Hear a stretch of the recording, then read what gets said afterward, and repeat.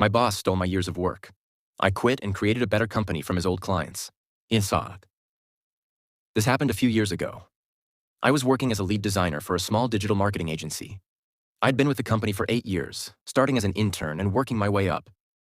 The owner, let's call him Mark, was a typical small business owner, charismatic, great at sales, but not so great at the day-to-day work. I was the one who kept things running. I did the design work, managed the clients, and even trained the new hires. New? For 2 years, I was developing a new automated system for a specific niche industry. It was a complete package: a custom website template, an integrated email marketing system, and a suite of social media graphics. I worked on it in my spare time, on nights and weekends, and I used my own personal laptop. It was my baby. I wanted to present it to Mark once it was ready and hopefully get a promotion or a share of the profits. When it was finally complete, I set up a meeting with Mark. I showed him the entire system, from the wireframes to the final code. He was blown away. He praised my work, shook my hand, and told me he was ready to make a big investment in it. I was ecstatic. A week later, I found out the truth. He'd been showing off the system to his biggest clients, presenting it as his own idea. He was even trying to sell it to new clients without my knowledge. He called a meeting with the rest of the team and announced that he was pivoting the business to focus on this new product, which he was taking full credit for. He even used the name I had given it. My heart sank. I confronted him, and he just laughed it off.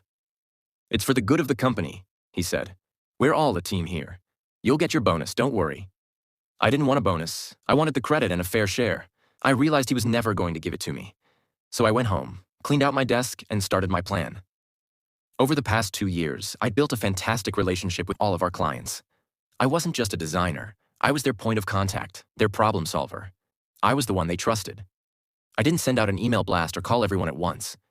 Instead, I sent a personal, professional, and slightly vague email to my 5 biggest clients. I told them that I was moving on to a new venture and thanked them for their business. I included my new personal email address and said I'd love to stay in touch. 3 of them contacted me within a week. They were confused and concerned about who would be handling their projects. I told them honestly what had happened. I didn't trash talk Mark, but I explained that the product they were so excited about was my creation and that I was now developing it for myself. Within a month, those 3 clients had signed up with me. Over the next 6 months, 3 more followed. My new business, built from the ground up, was thriving. Meanwhile, Mark's business was falling apart. Without me to handle the clients and the work, he was failing to deliver on the promises he'd made with my stolen system. The clients he kept were unhappy, and he lost all the new business he was trying to build on the back of my idea.